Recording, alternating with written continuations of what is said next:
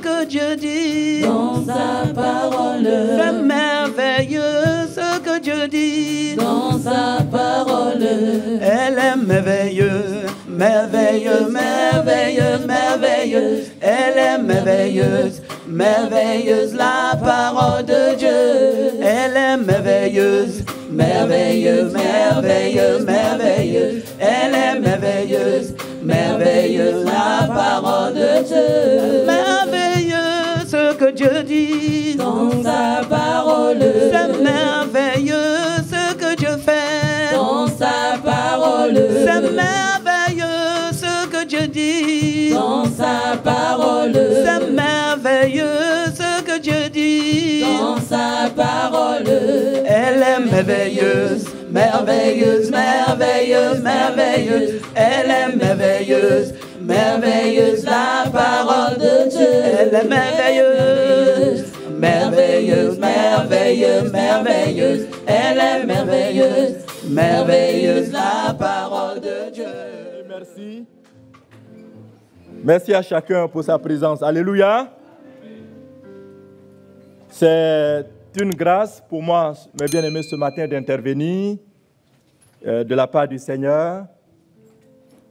Et je tiens à remercier le serviteur de Dieu, l'apôtre Péziza, son conseil et les intérimaires pour l'opportunité qu'il m'accorde d'intervenir et de parler de la part de notre Dieu. Le thème de notre message du Seigneur, pour ceux qui prennent note, c'est « Demeurons fermes dans notre amour pour Dieu ». Une chose est de dire que nous aimons Dieu. Une autre chose est de manifester cet amour pour Dieu par des actes concrets, par des actions concrètes. Naturellement, notre comportement doit le démontrer. Partout où nous sommes, partout où nous vivons, je dirais, dans tous les lieux que nous fréquentons, cela doit être démontré. L'amour pour notre Dieu doit être démontré. Si c'est seulement par des paroles ou simplement l'expression de notre cœur et qu'on se limite là sans poser des actions qui démontrent que nous aimons Dieu, alors ce serait de vaines proclamations. L'apôtre Paul, dans le livre de Romains, chapitre 8, à partir du verset 35, a parlé de l'amour qu'il a pour Dieu, l'amour qu'il manifeste pour son Seigneur, pour celui qui l'a sauvé. C'est pourquoi il est dit, à partir du verset 35, « Qui nous séparera de l'amour de Christ? Sera-ce la tribulation ou l'angoisse ou la persécution ou la faim ou la nudité ou le péril ou l'épée ?» Le verset 36, « Selon qu'il est écrit, c'est à cause de toi qu'on nous met à mort tout le jour, qu'on nous regarde comme des brebis destinées à la boucherie. Mais dans toutes ces choses, nous sommes plus que vainqueurs par celui qui nous a aimés. »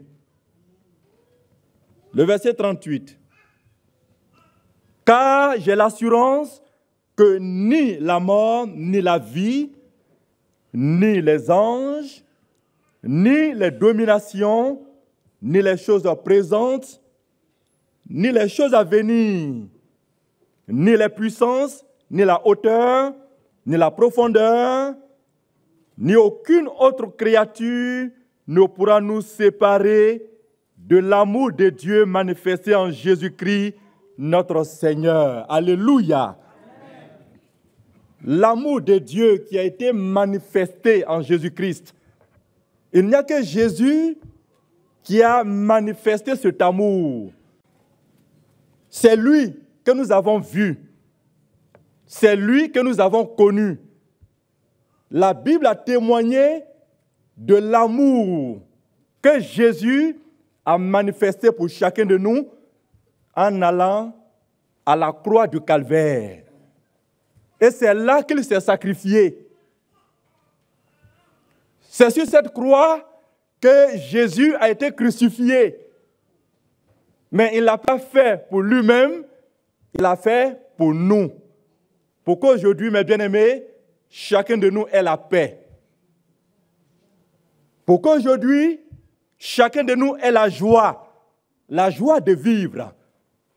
Sachons qu'il y a dans le monde des hommes et des femmes qui ont le dégoût de la vie et qui réclament la mort.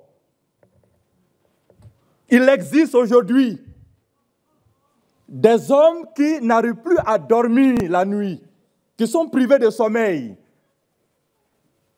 Il existe des femmes qui se demandent ce que l'avenir leur réserve. Il existe des hommes qui sont perturbés tout le temps, qui sont dans les angoisses, dans les soucis, qui traînent des fardeaux dont ils ne peuvent se décharger. Mais Jésus, lorsqu'il nous a vus dans cette détresse, lorsqu'il t'a vu, bien-aimé, dans cette souffrance, il a accepté volontairement d'aller sur la croix pour se sacrifier, afin que par son sacrifice, aujourd'hui tu sois ici présent pour écouter la parole de Dieu. C'est un amour qu'il a démontré, il a manifesté. Et c'est ce que l'apôtre Paul nous signifie ainsi dans ce texte. L'amour de Dieu manifesté en Jésus-Christ. C'est Christ qui a manifesté cet amour. Et puisque Jésus nous a aimés, il nous a tendu la main, alors, nous aussi, mes bien-aimés, nous avons reçu favorablement son invitation. Et nous avons cru en ce qu'il a fait. Nous avons cru en son sacrifice. Nous avons cru en la parole de Dieu et nous nous sommes donnés à lui esprit, âme et corps. Pour lui signifier également que nous l'aimons. C'est pourquoi Dieu, par sa parole, nous demande de demeurer fermement dans notre amour pour Dieu. Et Paul le dit clairement.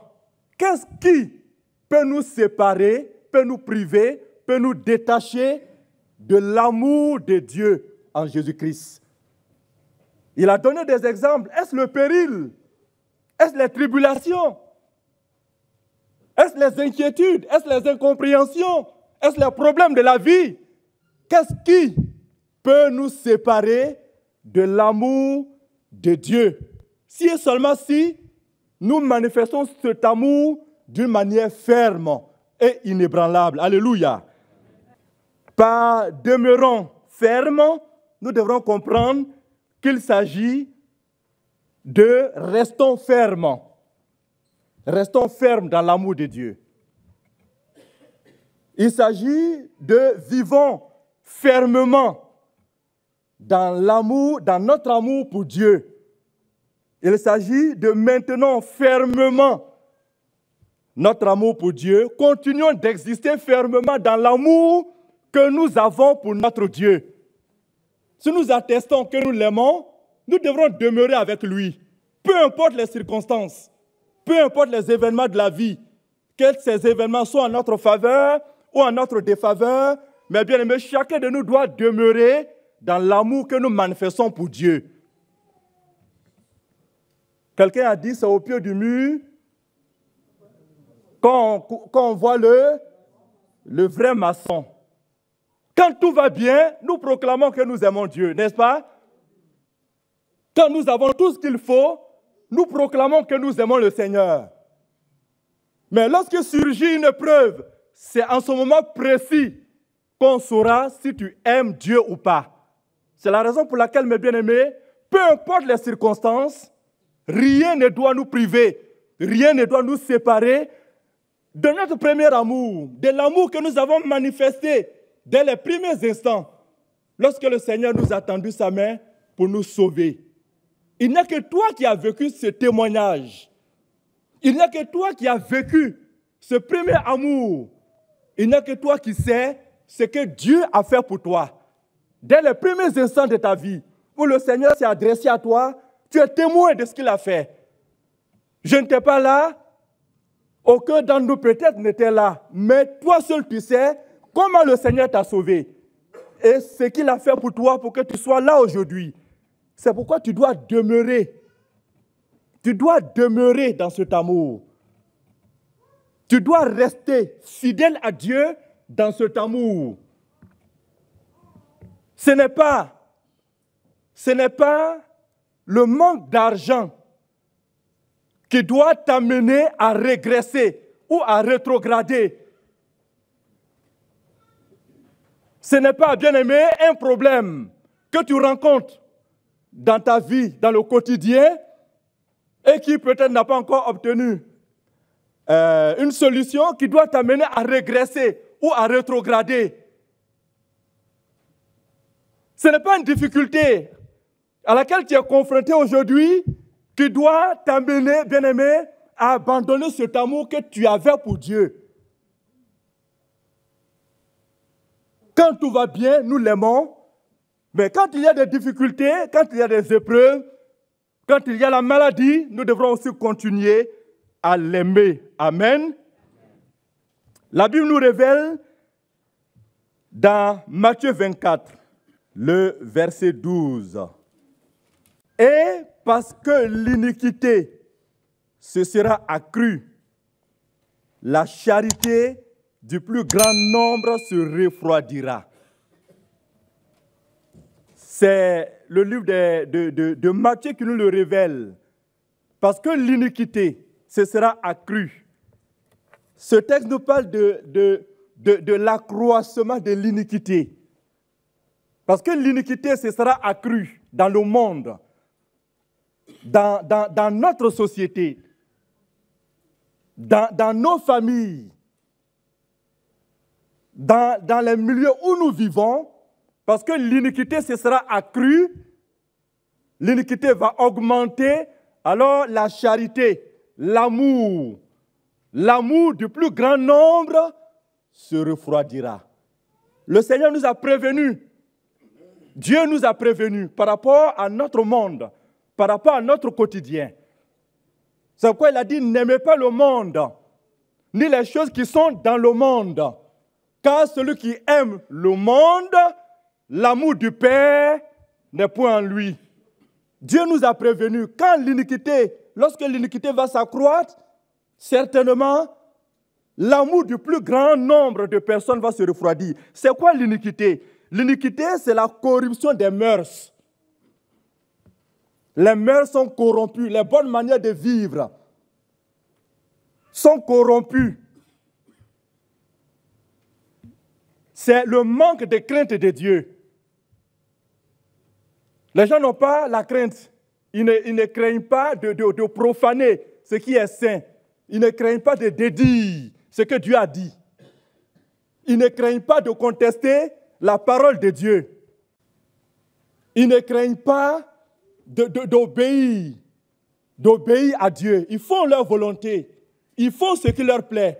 Parce que l'iniquité se sera accrue, alors la charité du plus grand nombre se refroidira. L'iniquité, c'est la dépravation, c'est l'état de péché, c'est l'amour qu'on peut avoir pour le péché. Et cette iniquité, cette manière de vivre, va jeter un froid sur l'amour des enfants de Dieu. La méchanceté va freiner l'élan, le zèle des enfants de Dieu. Les pratiques des ténèbres, les pratiques iniques vont déstabiliser l'amour que les chrétiens ont pour leur Dieu. Ils seront étonnés de voir certaines choses qui se multiplient, certaines pratiques qui se perpétuent, qui naissent, qui voient le jour. Ils seront étonnés de voir qu'il y a telle chose qui s'est fait ainsi, alors que ça ne devrait pas se passer ainsi. Et le Seigneur dit, en voyant cela, en voyant cette manière de faire, beaucoup de chrétiens seront attristés dans leur amour pour Dieu. Et il y a certains qui se posent des questions. Seigneur, pourquoi ceci? Pourquoi cela? Et ils vont jusqu'à demander, mais est-ce que Seigneur, tu es vraiment vivant? Alors que certaines choses sont en train de se passer ainsi. Mais Dieu est vivant. Le Seigneur est vivant. Alléluia. Il est vivant, il est le même. Il n'a pas changé. La Bible dit qu'en lui, il n'y a pas d'ombre de variation. Mais c'est parce que l'iniquité s'accroît. C'est parce que le péché s'accroît que les choses sont ainsi, que tu te poses ces questions. C'est parce qu'il va y avoir des relations qui vont se briser sous tes yeux. Des enfants qui vont contester la volonté de leur père. Des hommes et des femmes qui seront en conflit, qui ne vont pas s'entendre. Et quand cette iniquité va s'accroître, alors cela va avoir de l'influence sur l'amour que nous avons pour Dieu. C'est pourquoi nous devons demeurer fermes. Chacun de nous doit tenir le Seigneur par la main pour ne pas se laisser ébranler par ce qui se passe autour de lui. Alléluia. Mais le Seigneur ne s'arrête pas là. Dans le verset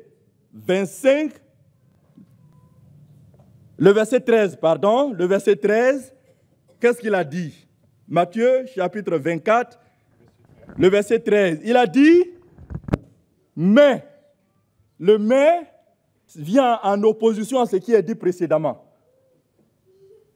Le mais, il est d'abord dit au verset 12.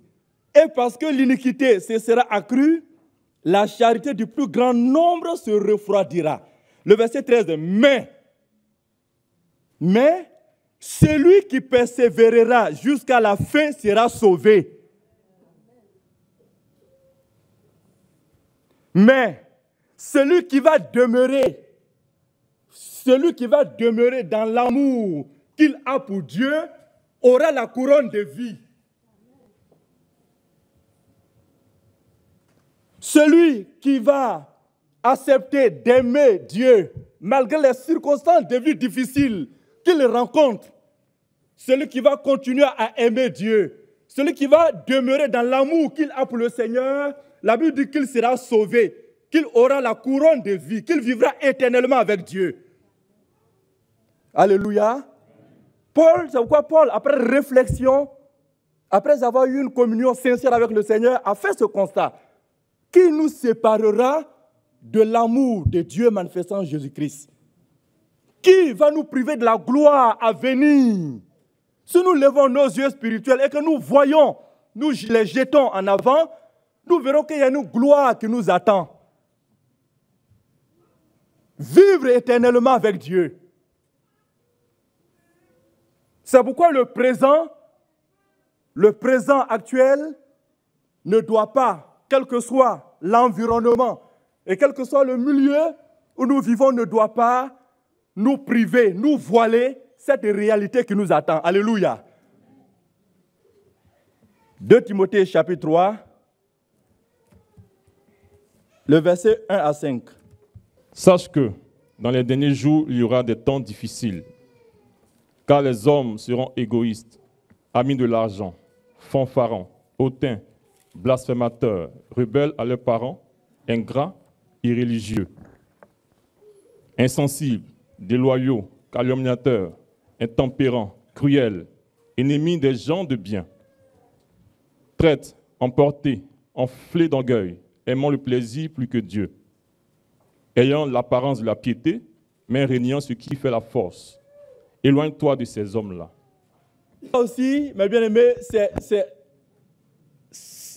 une description de ce que nous vivons et de ce que nous allons vivre. De ce que nous allons vivre. Et tu fais bien ce matin d'être dans la maison du Seigneur. Je crois que c'est l'une des preuves que tu aimes Dieu. C'est l'une des preuves que tu as un amour pour le Seigneur. Paul dit à son fils Timothée, sache comprend clairement que dans les derniers jours, il y aura des temps difficiles. Il y aura des temps difficiles, des temps qui vont éprouver notre amour pour Dieu. Il y aura des temps difficiles. Il va y avoir des hommes devant toi qui vont éprouver l'amour que tu as pour Dieu. Peut-être même que c'est ton responsable de service ou ton collègue de service. Dieu va le mettre devant toi, ou du moins il sera devant toi pour éprouver ton amour pour Dieu. Il y aura des temps difficiles. Par ses paroles, par son comportement, tu vas t'éprouver. Par sa manière de faire, par sa manière de vivre, tu vas t'éprouver. Ta foi va être éprouvée. Je me demande si tu n'as pas encore mis en colère. Je me demande si tu ne l'insultes pas déjà. Parce que il exagère. Mais le Seigneur dit, sache, comprenons que dans les derniers jours, il y aura des temps difficiles. Pourquoi les temps seront difficiles? C'est l'ensemble de ces péchés qui sont décrits. Les gens seront méchants. Il y aura la méchanceté partout. Les gens seront calomniateurs. Il y en a qui prennent plus plaisir à calomnier qu'à parler du bien, qu'à parler d'autres choses qui édifient. Ils prennent plaisir à calomnier. Il y aura des traites, il y aura des emportés, il y aura des enflés d'orgueil. Il y aura des gens qui aiment le plaisir plus que Dieu, qui aiment le plaisir, qui sont attachés au plaisir de la vie éphémère, qui sont attachés à l'alcool, qui sont attachés à la cigarette, qui sont attachés à la prostitution, des pratiques ignobles, qui aiment le plaisir plus que Dieu. Ils ont l'apparence de la piété. Quand ils se présentent le dimanche, après avoir fait tout ça dans la semaine, le dimanche, ils se présentent dans le temple. Comme Jésus a parlé de la bonne sémence et des livrets, ils se présentent dans le temple, ils sont ensemble, nous sommes ensemble dans le temple. Ils élèvent les mains aussi vers Dieu. Ils prient aussi, ils chantent aussi. Mais le fond du cœur est un dépôt du diable.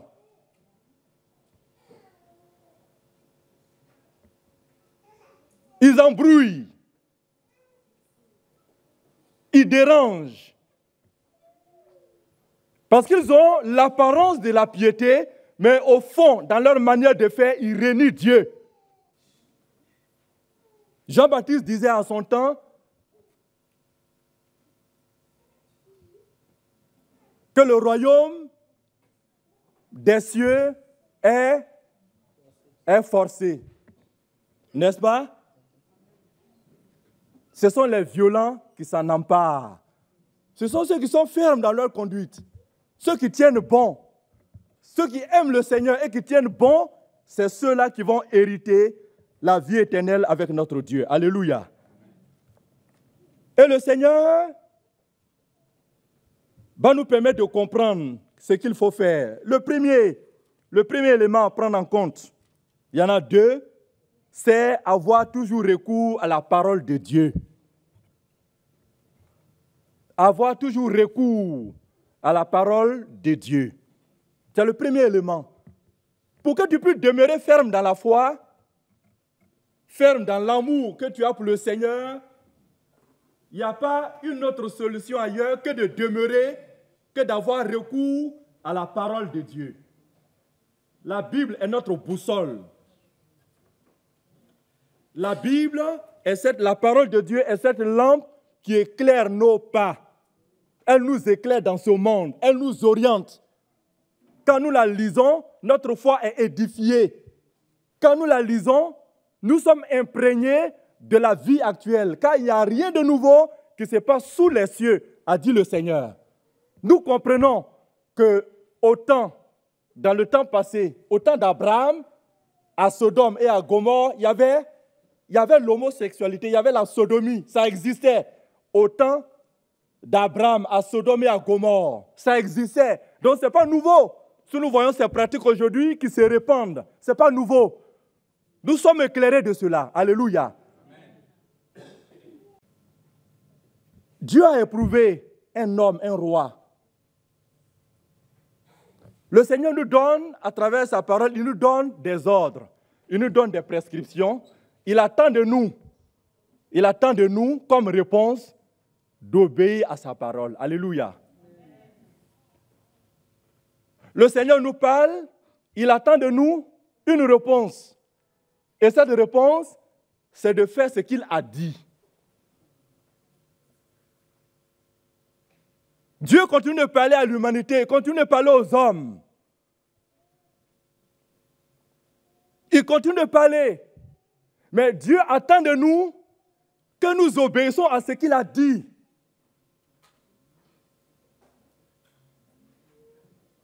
Il a dit, si tu crois au Seigneur Jésus, si tu crois, la réponse c'est que tu sois sauvé, toi et ta famille, toi et ta maison.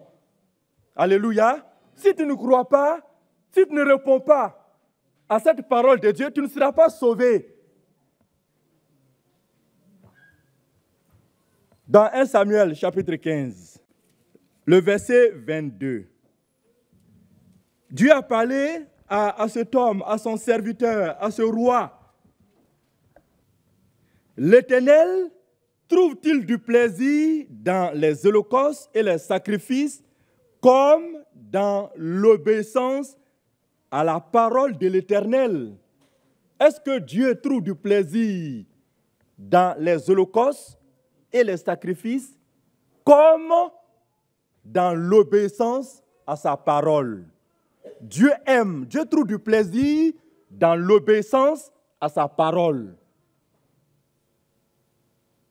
Ce n'est pas pareil en ce qui concerne les sacrifices et les holocaustes. Saül a réservé ce que Dieu a interdit pour faire des holocaustes et des sacrifices. Alors que dès les premiers instants, Dieu a parlé à Saül. Parce qu'Amalek, lorsque Israël sortait de l'Égypte, s'est opposé à Israël, au peuple de Dieu. Alors Dieu a demandé à Saül, va, et vous par interdit. Nous allons le lire dans le verset 2, pour que nous comprenions mieux. 1 Samuel 15, le verset 2. Il est écrit, ainsi parle l'Éternel des armées, je me souviens de ce qu'Amalek fit à Israël, lorsqu'il lui ferma le chemin à sa sortie d'Égypte. Amalek a fermé. Amalek s'est opposé au plan de Dieu pour Israël. Comprenons les choses ainsi. Amalek veut freiner la réalisation du plan de Dieu pour Israël. Parce qu'il s'oppose, il ferme le chemin pour qu'Israël passe. C'est Dieu qui a ordonné à Israël de quitter l'Égypte pour aller à Canaan, en passant par le désert. Et à sa sortie de l'Égypte, Amalek s'oppose, il ferme le chemin, il lui fait barrage pour qu'Israël avance. Le verset 8, il est écrit, Saül, le verset 8, il prit vivant Agag, roi d'Amalek, il dévoie par interdit tout le peuple en le passant au fil de l'épée. On va lire le verset 3. Revenons rapidement au verset 3 avant d'avancer. Quand Dieu a donné l'ordre, il a dit, va maintenant, frappe Amalek et dévoue par interdit tout ce qui lui appartient, tu ne l'épargneras point, et tu feras mourir hommes et femmes, enfants et nourrissons, bœufs, brebis, chameaux et ânes. Alléluia. Voilà l'ordre que Dieu a donné, voilà la parole que Dieu a livrée à Saül. En principe, qu'est-ce que Saül devrait faire? Qu'est-ce qu'il devrait faire? il devrait exécuter, il devrait obéir. Est-ce que c'est la parole d'un homme? C'est la parole de Dieu. Et c'est là que souvent, mes bien-aimés, se trouvent nos difficultés, nos problèmes. Les problèmes de ceux qui prétendent marcher avec le Seigneur, qui disent qu'ils aiment Dieu. C'est là leurs difficultés. C'est là nos problèmes, nos difficultés, nos ennuis. Le Seigneur nous parle, mais dans la réalité, nous faisons autre chose. Le Seigneur te connaît mieux que toi-même. Il connaît ta vie. Est-ce qu'il y a quelque chose qui soit étonnant de la part du Seigneur te concernant? Dieu te connaît, Dieu sait ta vie, il connaît le nombre de tes jours. Pour ne pas te dire, il connaît le nombre même de tes cheveux. Tes cheveux sont bien comptés. Le Seigneur sait le nombre. Il sait tout de toi. Quand tu dors, est-ce que tu es conscient de ton sommeil? Mais Dieu est conscient. Il sait que tu dors et que quelquefois tu ouvres la bouche. Et puis il y a quelquefois la salive qui descend sur le coussin. Mais Dieu sait tout ça. Même quelquefois tu ronfles. Les voisins, ceux qui sont en haut et en bas, qui sont perturbés. Mais toi, tu ronfles. Tu ronfles très fort. Peut-être même ton mari qui est à côté de toi, il te secoue quelquefois. Mais tu n'es même pas conscient. Mais Dieu sait ça. Dieu sait que tu ronfles, que tu es un bon ronfleur. Ah, c'est toi? Alléluia. Mais bien aimé, une manière de dire que le Seigneur sait tout de nous. Pourquoi apprenons-nous à nous cacher? Pourquoi apprenons-nous souvent à désobéir? Nous mettons en réalité notre vie en retard par rapport à ce que Dieu va faire. On se freine soi-même. Ce n'est pas Dieu que nous freinons. Ce n'est pas Dieu que nous freinons, mais nous freinons nous-mêmes. Nous freinons l'accomplissement des promesses de Dieu dans nos vies. Alléluia. C'est pourquoi, mes bien-aimés, nous devrons demeurer, nous devrons aimer. Aimer le Seigneur. Aimer Dieu, c'est obéir à sa parole. Aimer Dieu, c'est faire ce qu'il nous dit. Ce que Dieu te dit personnellement. Il y a la parole que Dieu nous adresse d'une manière collective, générale. Mais quand tu t'examines toi-même, tu sais que Dieu te dit certaines choses. Mais malgré ça, tu n'obéis pas. Tu refuses d'obéir. Comment voudrais-tu que le Seigneur puisse se glorifier dans ta vie? Et quelquefois, tu reproches aux autres de ne pas t'aider ou de ne pas venir à ton secours. Mais on ne sait pas ce que Dieu t'a dit. C'est comme le cas de Jonas à qui Dieu avait parlé. Va à Ninive. Jonas allait où? Il allait à Tarsis. Mais pendant qu'il était dans le bateau, est-ce que les mariniers savaient ce que Dieu avait dit à Jonas? Ils ne savaient pas. Il a fallu qu'il y ait des difficultés dans le bateau. Et qu'il lance un sort. Et le sort est tombé sur Jonas. On demande à Jonas, mais quelles sont tes affaires? Quand il a commencé à révéler le message que Dieu lui a adressé, les mariniers ont dit, là si c'est ça, il faut qu'il quitte dans notre bateau.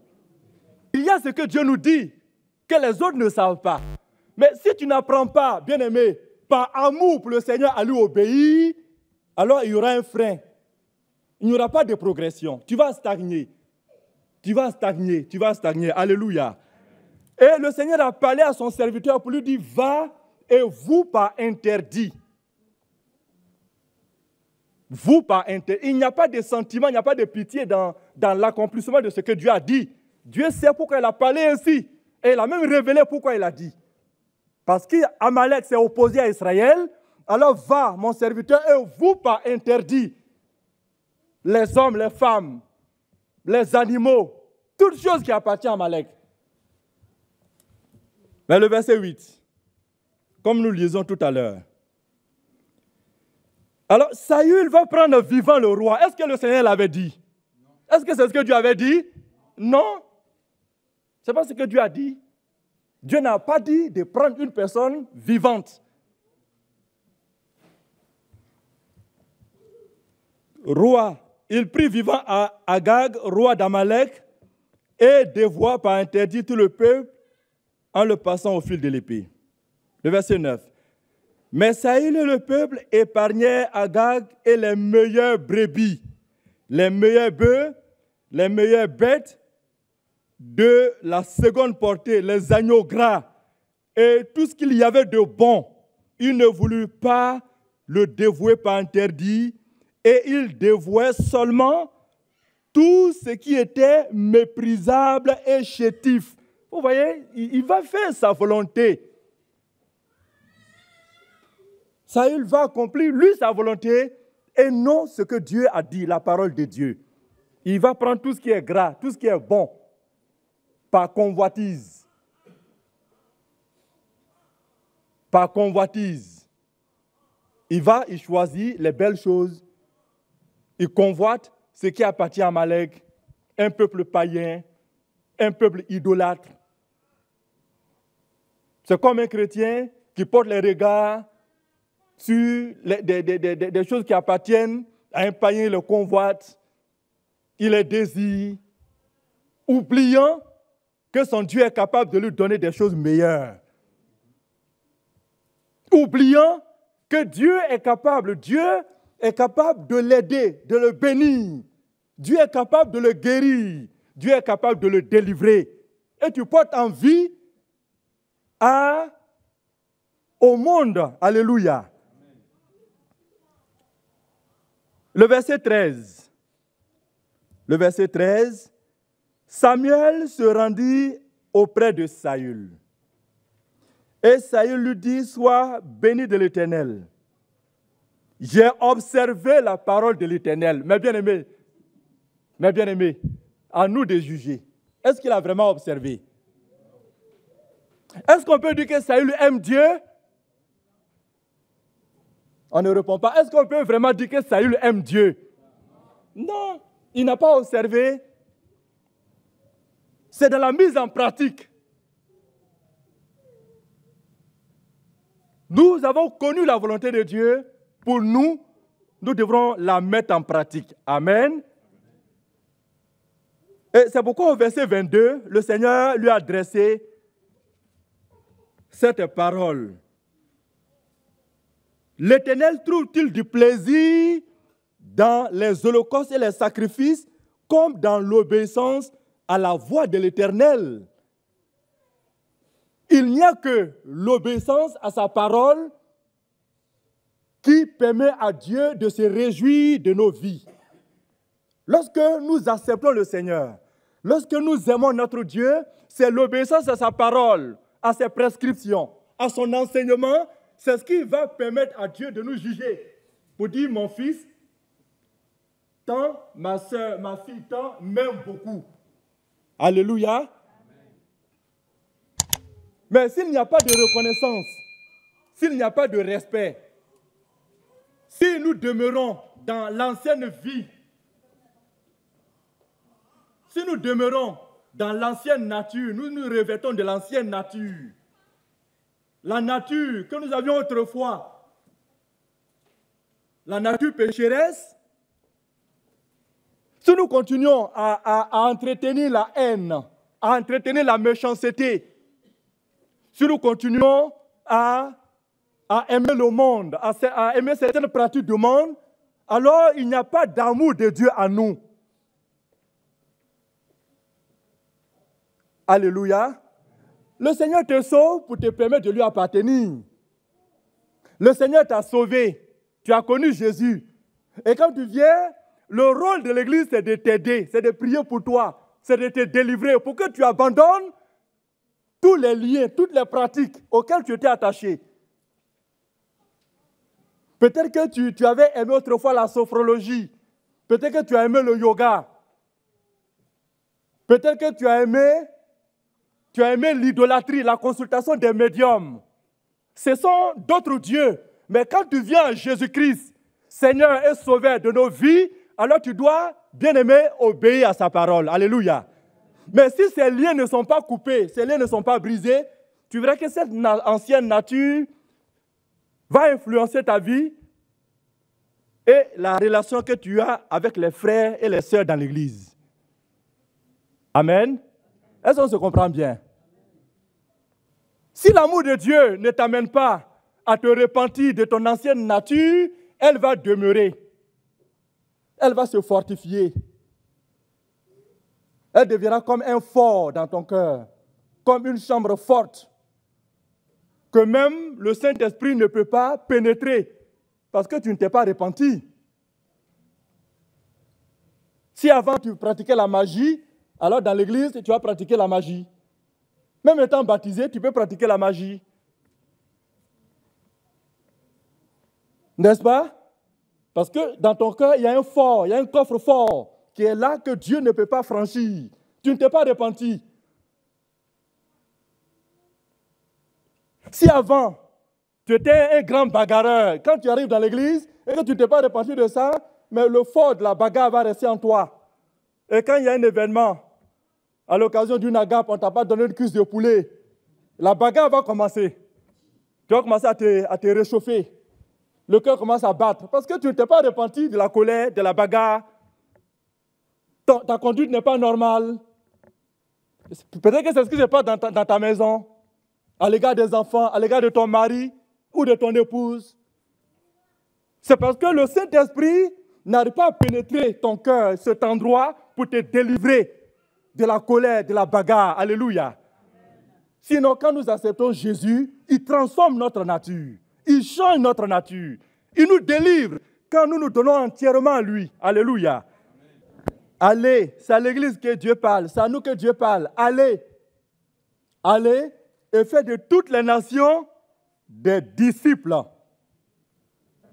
Faites de toutes les nations des disciples, les baptisant au nom du Père, du Fils et du Saint-Esprit, et enseignez-leur à observer tout ce que je vous ai prescrit. Et enseignez-leur à observer la parole que je vous ai prescrite. D'où, mes bien-aimés, la formation des nouveaux. Quand nous sommes évangélisés et que nous avons cru en Jésus et que nous entrons dans la nouvelle famille, la famille de Dieu, l'Église est amenée à nous former. Et cette formation, c'est 6 mois. Ce n'est pas une formation d'1 mois. Alors, tu vas suivre ces cours de base, ces cours de nouveaux chrétiens. Pendant 6 mois, tu es formé. Au terme des 6 mois, quand tu n'es pas prêt, quand l'Église estime que tu n'es pas prêt, toi-même tu peux le dire volontairement. Quand l'Église estime que tu n'es pas prêt, tu peux encore attendre et reprendre. Mais lorsqu'on estime que tu es apte, alors tu es baptisé. Alléluia. Tu vas aux eaux, tu passes par les eaux du baptême. Et quand tu es baptisé, on ne te jette pas en cet instant précis dans le champ de Dieu. Tu dois passer par le discipulat.